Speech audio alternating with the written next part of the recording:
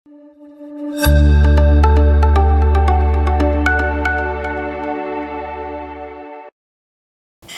semuanya, selamat datang di podcast Bijak Bincang Pajak.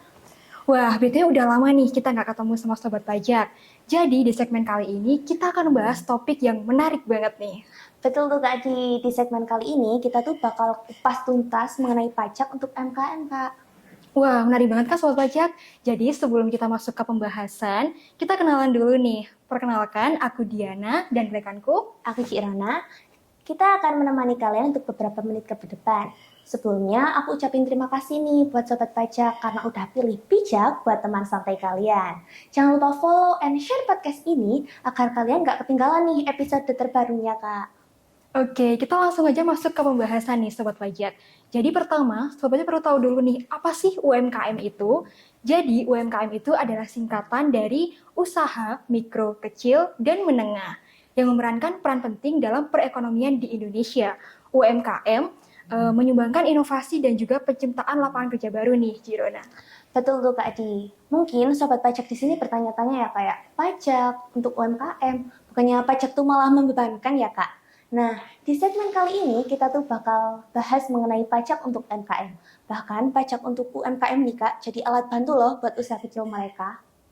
Iya, betul banget, Cirona. Jadi, pajak itu memberikan ruang bagi pemerintah untuk meningkatkan infrastruktur nih. Bisa dalam bentuk perbaikan jalan, perluasan area, dan juga akses internet. Nah, hal itu nantinya akan membantu UMKM untuk mempermudah distribusi produk dan juga perluasan pasar. Aku setuju banget tuh Kak.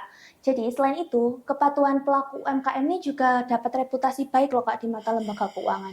Jadi mereka itu dapat kredit atau tambahan modal buat usahanya. Jadi peluangnya tuh lebih besar dan terbuka. Nah, kayak gitu nih Sobat Pajak. Jadi, besaran pajak yang dibayarkan oleh UMKM itu nantinya akan kembali manfaatnya ke UMKM. Walaupun dalam bentuknya itu bukan uang tunai, jadi bisa dalam bentuk pelayanan atau mungkin fasilitas, itu dapat memberikan perkembangan yang bagus untuk UMKM.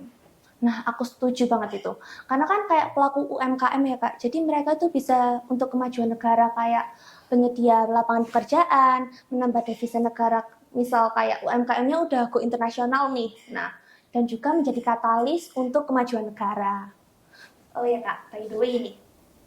Kayak kalau jenis pajak buat UMKM tuh apa-apa biasa aja ya? Nah, gini Jirona, jadi sesuai dengan Undang-Undang Nomor 7 Tahun 2021 tentang harmonisasi peraturan perpajakan, jadi untuk UMKM yang menjadi PKP atau pengusaha kena pajak, itu adalah UMKM yang memiliki omset lebih dari 4,8 miliar per tahun. Dan mereka membayarkan pajak sebesar 1% hingga 3%. Nah, itu kan terkait besaran pajaknya nih, Jirona. Lalu gimana sih cara untuk UMKM itu mendaftarkan diri sebagai wajib pajak? Nah, kalau pendaftarannya sendiri itu Kak, sekarang itu ada 2, online dan juga bisa langsung datang juga ke PP terdekat ya Kak. Nah, aku kasih info nih buat kalian kalau buat online, itu tuh kalian bisa langsung saja ke situs irek.pajak.go.id, lengkapi data dan dokumen yang diperlukan seperti KTP, SIUP, dan SKU dari kelurahan. Dan kalau yang offline, Sobat Pajak bisa langsung datang ke KPP dengan membawa berkas yang dibutuhkan. Udah. Kan tadi udah pendaftaran ya Kak ya? Betul. Nah, Sobat Pajak, aku kasih tahu nih kalau untuk pembayarannya tuh bagaimana sih gitu kan. Pembayarannya itu ada 2 cara sekarang, yaitu online dan juga offline.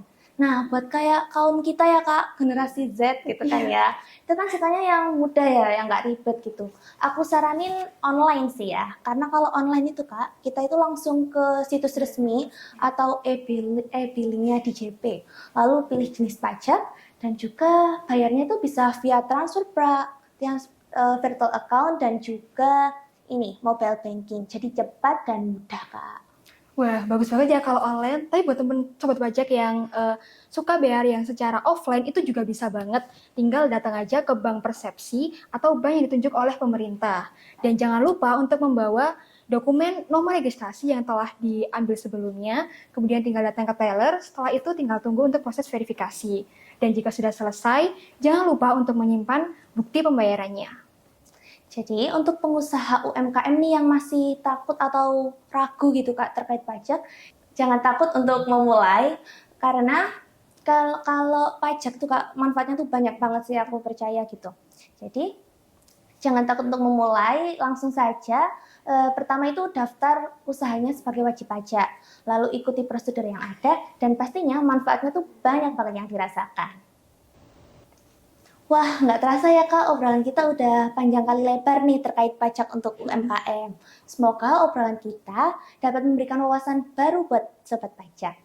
Pajak bukanlah musuh, namun teman kita untuk terus berkembang. Wah, betul banget Jirona. Terima kasih buat sobat pajak yang telah meluangkan waktu untuk mendengarkan bijak episode kali ini. Semoga bermanfaat dan stay tune untuk episode-episode berikutnya. See you!